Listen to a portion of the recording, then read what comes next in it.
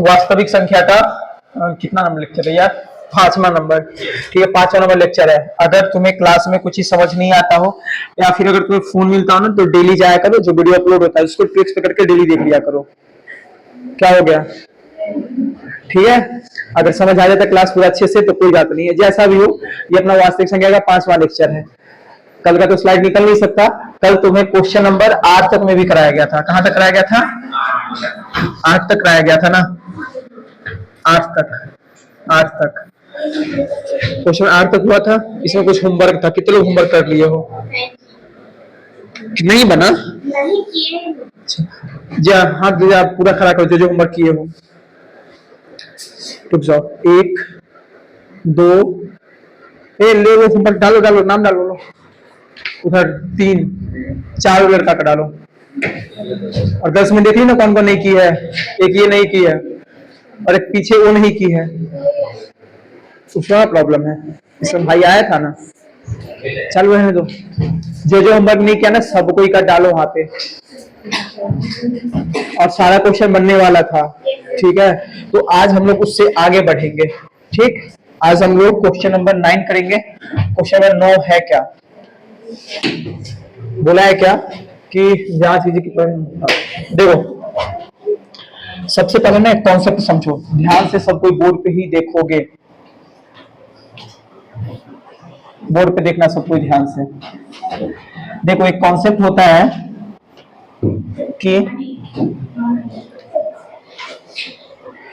अगर जैसे कि पहले सवाल देखो, ये सवाल है, ये सवाल बोला है कि जांच कीजिए कि किसी प्राकृतिक संख्या, बोलना मत, जांच कीजिए कि किसी प्राकृतिक संख्या n के लिए संख्या 6 टू दी पावर n अंक 0 पर समाप्त हो सकता है या फिर नहीं हो सकता है। इसका मतलब ये हुआ कि मान लो कोई एक संख्या तुम्हारे पास, कोई एक संख्या तुम्हारे पास, जैसे कि मान लो कि एक 5 प्राकृतिक संख्या है। ठीक है, और 5 का पावर यहाँ पे n है। 5 का यहाँ पे क्या है? n है। ठीक, तुम्हें ना बोला है क्या कि n के जगह पे ना कोई भी प्राकृतिक संख्या डाल दिया जाए। अगर नहीं दिख रहा है, चमकना ज्यादा, गजरे आदमी हो यार। लो अब ठीक है। अच्छा देखो, मान लो एक संख्या तुम्हारा 6 है, 6। ठीक है, इसका पावर है n। इसका पावर कितना है? n। जो n है ना, n एक प्राकृतिक संख्या है। अगर n एक प्राकृतिक संख्या है तो n की जगह पे क्या क्या आ सकता है? 1 2 3 4 5 कॉमा डॉट डॉट डॉट वाली बात। तो बोला है क्या, जैसे कि मान लीजिए अगर n के जगह पे तुम 2 रखोगे तो 6 का पावर 2 हो जाएगा। तो 6 का पावर 2 कितना होता है? बोलो कितना? 36। अगर मान लिया जाए तुम n के जगह पे रख दोगे 3 तो 6 के पावर 3 कितना हो जाएगा? 216। अरे हाँ है ना। अगर मान लीजिए 6 के पावर 4 रखेंगे तो कुछ आंसर आएगा। 6 का पावर कुछ रखेंगे तो फिर से कुछ आंसर आएगा। बोलो हाँ या ना? आएगा ना। तो जरा एक चीज यहाँ पे तुम ध्यान से देखो, जैसे कि तुम n के जगह पे रखे हो 2 तो बन गया 6 का पावर 2। ये देखो, ये जो क्वेश्चन है ना, जो ये क्वेश्चन है ना, ये क्वेश्चन पूरा क्लास 10 का बच्चा पूरा लैंग्वेज रट लेता है और पेपर में लिख के भी आ जाता है, उसको नंबर भी मिल जाता है, कोई फर्क नहीं पड़ता। ठीक, बट एक छोटा सा मेरा प्रयास है कि तुम्हें ना इस चीज को ना मतलब फील आ जाए कि वही क्यों करते हैं। लैंग्वेज तो लिखेंगे यहाँ पे, लेकिन वही क्यों करते हैं तुम्हें समझाने का हम कोशिश कर रहे हैं। ध्यान से समझना। इसमें एक ने यहाँ पे सीधा कॉन्सेप्ट समझा के भी मैं आगे निकल सकते थे, बट तुम्हें ना ये थोड़ा सा डिटेल में समझो। देखो, तुम n के जगह पे रखे हो 2 तो आंसर कितना है? 36। तो जो रिजल्ट है ना उसका अंतिम अंक देखो, अंतिम अंक कितना है? यहाँ 6 के n के जगह पे रखे हो 3 तो क्या 6 का पावर 3 तो आंसर आ गया 216। तो अंतिम अंक क्या आया है? 6। तो यहाँ बोला है क्या, क्या 6 जो n के जगह पे ऐसा कुछ रख सकते हो क्या जिसको सॉल्व करने के बाद जो अंतिम अंक है ना, अंतिम अंक 0 आ सके? जैसे यहाँ पे अंतिम अंक क्या है? अंतिम अंक यहाँ पे क्या है? अंतिम अंक 6 आ रहा है। तो क्या n के जगह पे ऐसा कुछ रख सकते हैं क्या कि जिससे अंतिम अंक हमारा 0 आ जाए? कुछ समझ नहीं आया होगा, लेकिन तुम ध्यान से देखो समझ आएगा। बहुत अटपटा ये सवाल होता ही है। देखो बहुत ध्यान से समझ पक्का आ जाएगा। देखो, अगर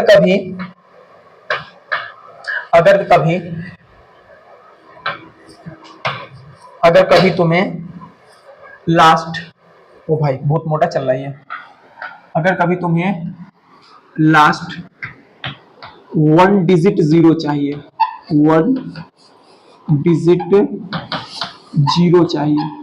अगर कभी तुम्हें लास्ट वन डिजिट जीरो चाहिए, यहाँ पे क्या था संख्या, पिछला क्या था 6 टू द पावर n, ठीक है। तो तुम क्या करो, इस 6 का कर दो अभाज्य गुणनखंड, 6 का क्या कर दो अभाज्य गुणनखंड। अगर 6 का अभाज्य गुणनखंड करने पर तुम्हें तुम्हें 2 और 5 का 2 और 5 का एक पेयर मिलेगा। कितना मिलेगा? एक पेयर मिलेगा। तो तुम समझ जाना कि n के जगह हम कुछ भी रखेंगे ना तो इसका अंतिम एक अंक जीरो हो जाएगा। जैसे कि और एग्जांपल देखो, और एग्जांपल जैसे कि मान लिया जाए तुम्हें लास्ट टू डिजिट जीरो चाहिए, टू ओहो लास्ट टू डिजिट जीरो चाहिए, लास्ट टू डिजिट जीरो चाहिए। तो तुम्हें क्या करना होगा, तो यहाँ पे 2 और 5 का 2 और 5 का तुमको 2 पेयर चाहिए होगा। 2 और 5 का कितना पेयर चाहिए होगा? 2 और 5 का तुम्हें 2 पेयर चाहिए होगा। अगर सपोज तुम्हें लास्ट 3 डिजिट जीरो चाहिए तो बताओ 2 और 5 का कितना पेयर चाहिए होगा? अगर तुम्हें लास्ट का 4 डिजिट जीरो चाहिए होगा तो 2 और 5 का कितना पेयर चाहिए होगा? अगर तुम्हें लास्ट का 10 डिजिट जीरो चाहिए तो 2 और 5 का कितना पेयर मतलब तुम्हें चाहिए अभाज्य गुणनखंड में? समझ गए इस कॉन्सेप्ट को? अब जरा आओ इस सवाल पे। जैसे इस सवाल को देखो, ये सवाल है तुम्हारा कि जांच कीजिए कि प्राकृतिक संख्या n के लिए संख्या 6 टू दी पावर n अंक जीरो पर समाप्त हो सकता है या फिर नहीं हो सकता है। तो हम क्या पकड़ेंगे, संख्या 6 टू दी पावर n, अरे संख्या क्या है 6 टू दी पावर n, जिसमें जो ये 6 है ना इसका तुम करो अभाज्य गुणनखंड। तो तुम 6 का अभाज्य गुणनखंड करोगे तो हंसते खेल तुम यहाँ से ये लिख सकते हो क्या, 2 गुने में 3 का पावर n, बोलो हाँ या ना? लिख सकते हो या नहीं लिख सकते हो? तो यहाँ मुझे बताओ कि 2 और 5 का कोई पेयर मिला क्या? 2 तो आया लेकिन 2 के साथ क्या आया? 3। यहाँ 2 और 5 तो नहीं आया। दूसरा बताओ तो 6 टू दी पावर n अंक जीरो पे समाप्त होगा या नहीं होगा? हाँ शाबाश। अब जरा अगला क्वेश्चन देखो, बोला है क्या सेम उसी टाइप का सवाल है या नहीं है? यही है, इस तरीके से पढ़ने से फायदा। अगर एनसीईआरटी का तुम पढ़ते ना, ये सवाल तुम्हारा एक्सरसाइज का है, और जो ये सवाल है ना, ये तुम्हारा एग्जाम्पल का पहला नंबर ही क्वेश्चन है, ठीक है। अब यहाँ पे अगर दोनों क्वेश्चन एक साथ हो गया तो तुम्हें ज्यादा समझ आएगा। जैसे देखो यहाँ पे क्या है, 4 टू दी पावर n अंक है, 4 टू दी पावर n अंक, इसे चेक करना है कि इसका अंतिम अंक जीरो होगा या नहीं होगा। तो हम 4 का भाज्य गुणनखंड करेंगे, तो 4 का भाज्य गुणनखंड करेंगे तो 2 गुने में 2 होगा क्या? तो 2 गुने में 2 का पावर कितना हो जाएगा? n। दूसरा बताओ इसका अंतिम अंक जीरो होगा या नहीं होगा? क्यों नहीं होगा? इसमें एक भी 2 और 5 का पेयर हमें नहीं मिला, इसका अंतिम अंक जीरो नहीं होगा। जैसे कि एक और सवाल है, सपोज तुम्हारे पास व्हाइट पे लिखते हैं एक सवाल। जैसे कि तुम्हारे पास सवाल है, सपोज एक तुम्हारे पास सवाल है, मान लिया जाए 20 का पावर n है, 20 का पावर n है। बताओ तो इसका अंतिम अंक जीरो होगा या नहीं होगा? बताओ अंतिम अंक जीरो होगा या नहीं होगा? तुम सिंपल करोगे 20 का भाज्य गुणनखंड, तो तुम 20 का भाज्य गुणनखंड करोगे तो 20 का भाज्य गुणनखंड तो यही होगा ना। देखो 2 से 10 बार में, फिर 2 से 5 बार में, फिर 5 से 1 बार में। अरे हाँ है ना? यहाँ सब लिख सकते हैं कि 2 गुने में 5 का पावर कितना हो जाएगा? अब हमें चेक करना कि अंतिम अंक इसका जीरो होगा या नहीं होगा। तो हमें क्लियर यहाँ पे दिख रहा है 2 और 5 का एक पेयर दिख रहा है या फिर नहीं दिख रहा है? बोलो। तो बताओ तो इसका अंतिम अंक जीरो होगा या नहीं होगा? अब जरा सोच के बताओ इसका अंतिम कितना अंक जीरो होगा? क्यों अंतिम एक अंक जीरो होगा? क्योंकि हमें 2 और 5 का सिर्फ एक पेयर मिलेगा। जैसे मान लिया जाए अगला सवाल होता 100 to the power n, 100 to the power n हमसे पूछा जाता, बताओ इसका अंतिम अंक जीरो होगा या नहीं होगा? तो जरा बताओ तो होगा कि नहीं होगा? होगा। अच्छा बताओ अंतिम कितना अंक जीरो होगा? कितना अंक जीरो होगा? 2। अच्छा तुम यहाँ देख के तो नहीं बता रहे हो? चलो बढ़िया है। एक चीज सुनो, बहुत अच्छा चीज दिमाग में आया। देखो यहाँ से हम कर सकते हैं 100 का अभाज्य गुणनखंड हमें करना पड़ेगा। तो जैसे तुम 100 का अभाज्य गुणनखंड करोगे तो 2 से 50 बार में, फिर 2 से 25 बार में, फिर 5 से 5 बार में, फिर 5 से 1 बार में।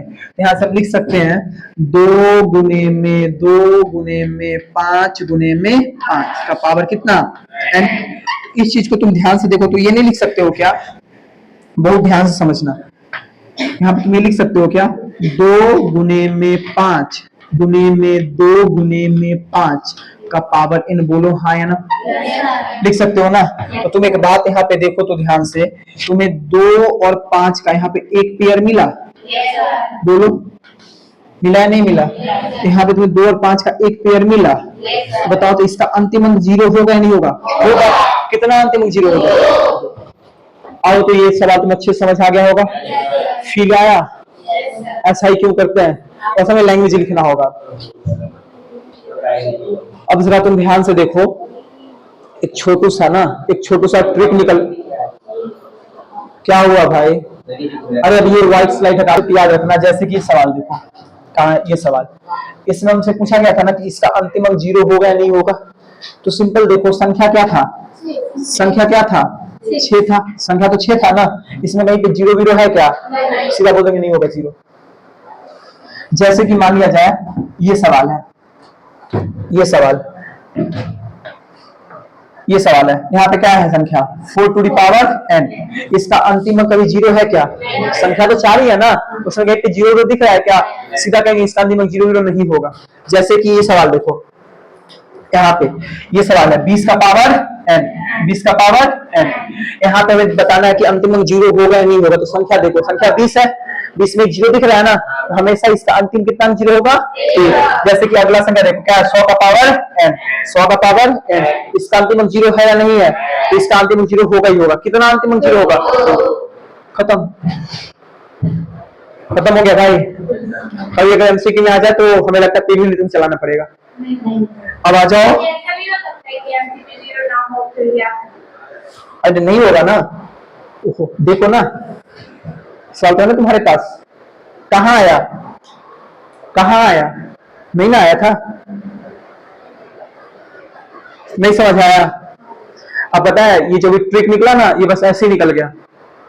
तो बच्चा तो बोला था यहाँ पे सवाल में कि जैसे हम पूछे थे 100 का तो अंतिम कितना 0 का, फटाक से बोल दिया था 2, सडनली मेरे दिमाग में ट्रिक आ गया। तो ट्रिक कहीं से नहीं आता, बस कॉन्सेप्ट से ट्रिक निकलता है। तो ट्रिक के पीछे मत भागो, कॉन्सेप्ट के पीछे भागो। तो व्हाइट कितना अच्छा लगता है पढ़ाने में, तुम लोग को व्हाइट पता नहीं क्यों डाइजेस्ट नहीं होता है।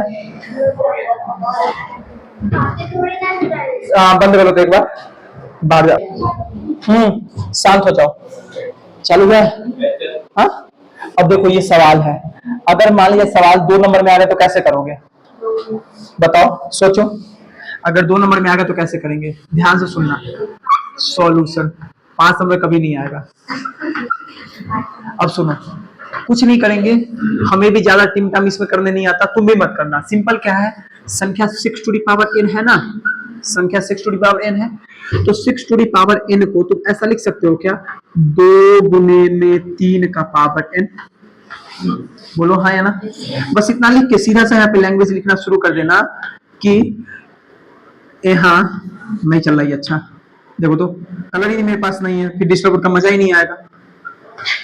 यहाँ 6 टू द पावर n के अभाज्य गुणनखंड में, अभाज्य गुणनखंड में 2 गुने में 3 मिल रहा है,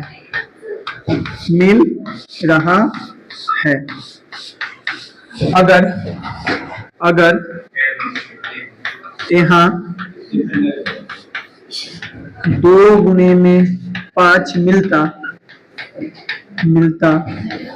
तो हम ये कह पाते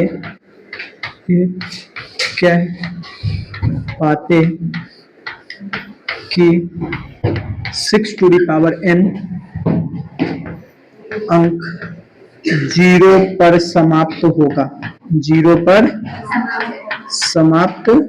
होगा, परंतु यहाँ सिर्फ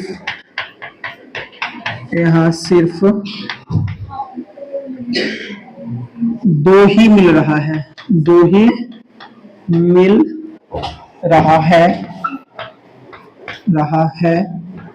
और 5 नहीं मिल रहा। मिल रहा। देयरफॉर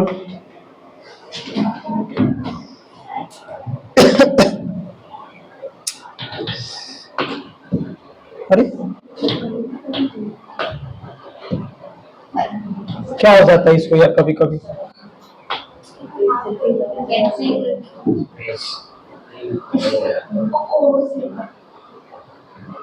अब इसको कैसे हम छोटा करें यार।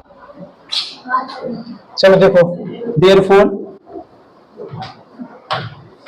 Therefore therefore 6 to the power n अंक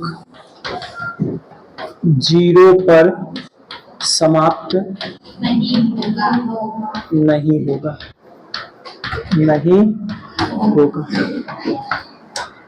हो गया, खत्म। अब पता है ये जो लैंग्वेज है ना, ये बहुत गंदा लैंग्वेज है। हम इसे ही बहुत छोटा लैंग्वेज लिखवाते हैं, बट अब याद नहीं आया। ठीक है, तुम कुछ भी लिख दो, इतना क्या होगा, नंबर तुम्हें मिल जाएगा। अब जरा एक बात बताओ, ये सवाल कितने लोग कर लोगे? कर लोगे ना? आज तुम्हें लिखने का टाइम मिल जाएगा, वीडियो से जाके देख लेना भाई, क्योंकि आज ज्यादा पढ़ाना, क्वेश्चन लिख दिए है। अरे दे जाता है, हम टेलीग्राम पे ना लिंक डाल देंगे ना। अरे यार सीधा जाके देख लेना वीडियो। आ जाओ, देखो ये सवाल, क्योंकि देखो 1 मिनट, हमें ना आज एक सवाल, 2, 3 सवाल अभी और कराना है, और पीरियड खत्म हो जाएगा। बताने कितना टाइम और बचा है? बस 8 मिनट बचा है। तो थोड़ा सा इसको देखो, ठीक है? आ जाओ, देखो बोला है क्या, इसका सॉल्यूशन करते हैं पहले। कट नहीं रहा ना भाई, कट रहा है। हाँ चलो आ जाओ, सॉल्यूशन। अब देखो, जो ये सवाल है ना, तुम्हारे एग्जाम में ना, 100% नहीं आएगा। कंफर्म है कि नहीं आएगा? फिर भी एनसीईआरटी में तो करा देते हैं, नहीं तो कहोगे क्या कि मास्टर कराया नहीं हमें एनसीईआरटी का सवाल। देखो ये सवाल तुम्हारे एग्जाम में बहुत कम चांस है कि आएगा, बहुत कम चांस है कि आएगा, क्योंकि ये सवाल तुम्हारे एग्जाम में बिहार बोर्ड में लास्ट 2014 में पूछा था। एनुअल फर्स्ट शिफ्ट में पूछा था और सेकंड शिफ्ट में भी पूछा था, उसका कभी नहीं पूछा है।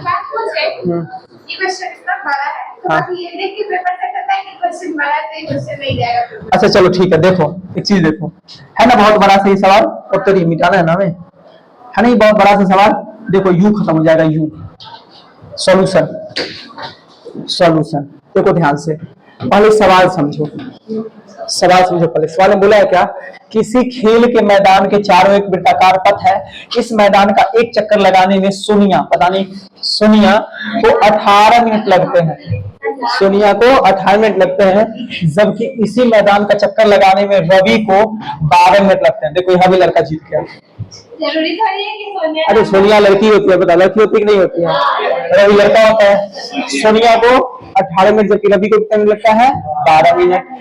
मान लीजिए कि, ध्यान से, ये लाइन बहुत इंपॉर्टेंट है, ध्यान से सुनना। कहाँ गए यार?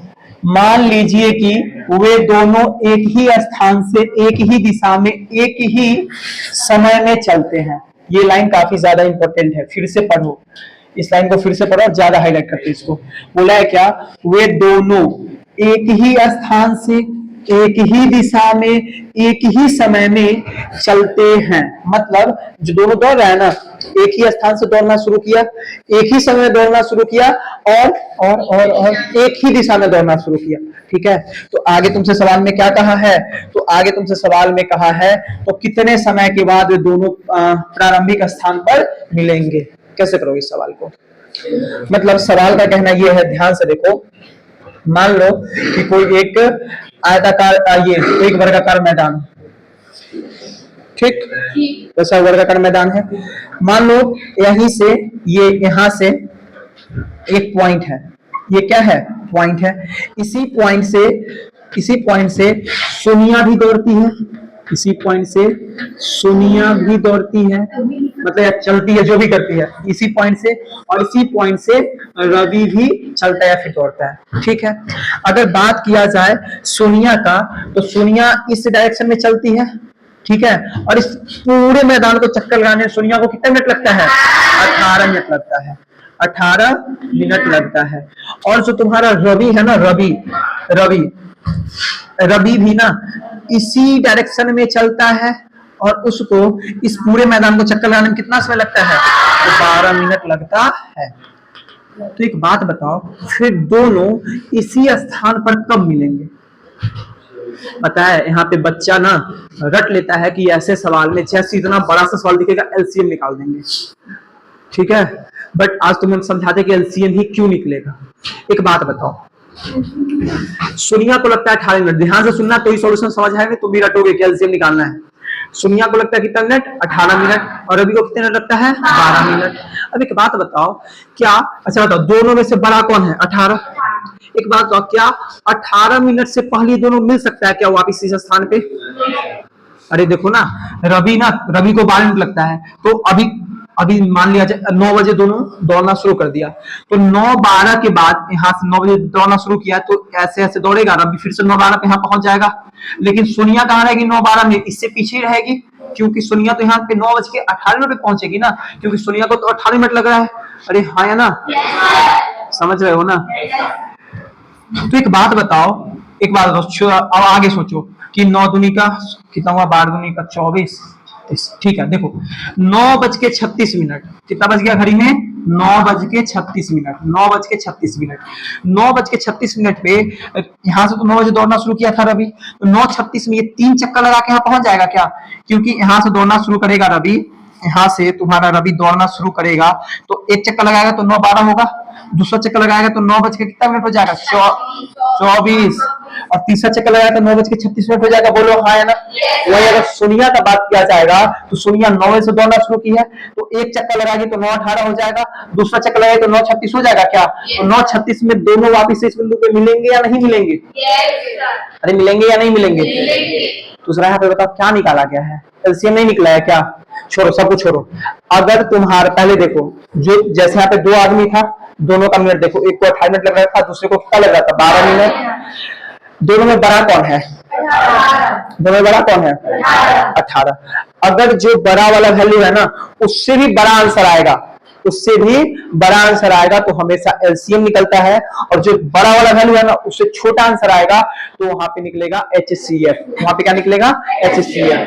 और हमें कैसे पता चलेगा कि जो बड़ा वाला वैल्यू है उससे बड़ा आंसर निकलेगा, उससे छोटा आंसर निकलेगा? तो ये कॉमन सेंस का बात है भाई, कि अगर एक को लग रहा है 12 मिनट, एक को लग रहा है 18 मिनट, तो 9:36 होगा ना, 9:36 होगा, तो इसी पॉइंट पे रवि 3 चक्कर लगा के बैठा रहेगा, और सोनिया इसी पॉइंट पे फिर 2 चक्कर के साथ आके बैठ जाएगी या रुक जाएगी। समझ आया? जैसे कि, और इसको अच्छे से समझो, देखो ध्यान से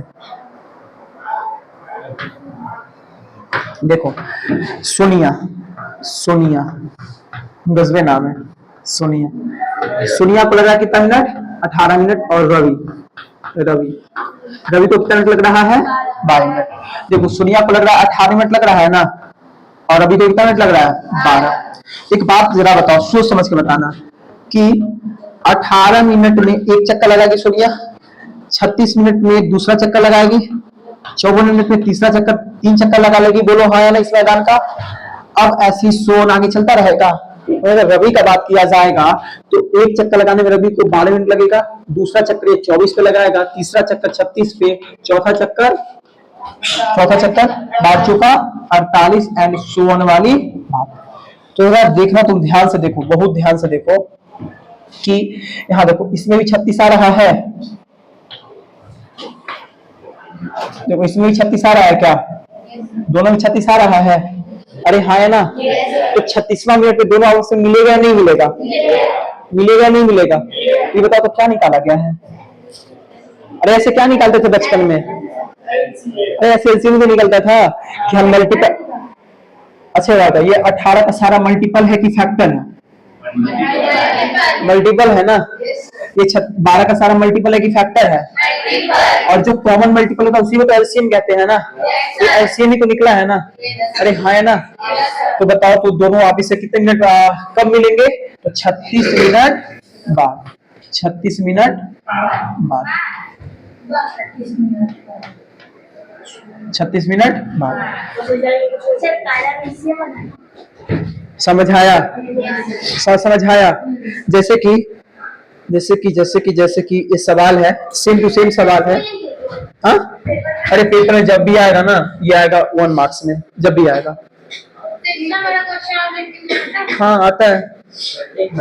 हाँ तो कुछ मत करना, यहाँ पे सिंपल देखना। एक संख्या क्या है? एक संख्या क्या है भाई?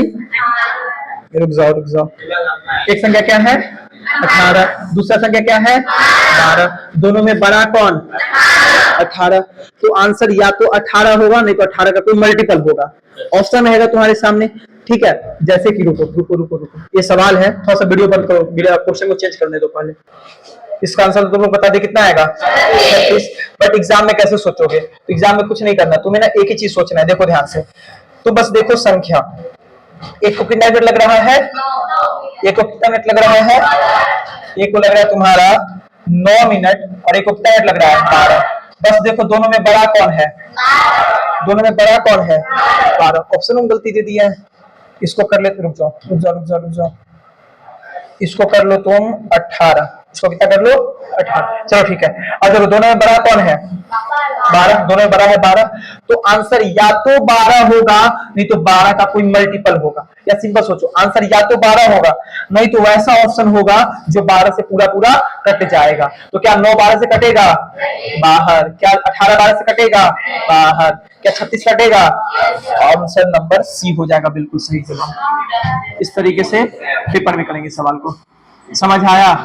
पता है जब ब्रिलियंट का बुक होता ना, तो वही शांत रहो, 24 में फर्स्ट शिफ्ट में या सेकंड शिफ्ट में भी आया, इसीलिए हम क्वेश्चन कॉपी करके डाले थे। वहां से डाटा है कि तुम्हें एमसीक्यू ना इसी तरीके सॉल्व करके दिखाते। सॉरी 14 में आया था, 14 से दोनों शिफ्ट में। समझ आया? तो इसी के साथ तुम्हारा प्रश्नावली 1.2 होता है कंप्लीट। जाके 1.2 को सॉल्व करना, एक एक क्वेश्चन तुमसे सॉल्व हो जाएगा तो हो जाएगा।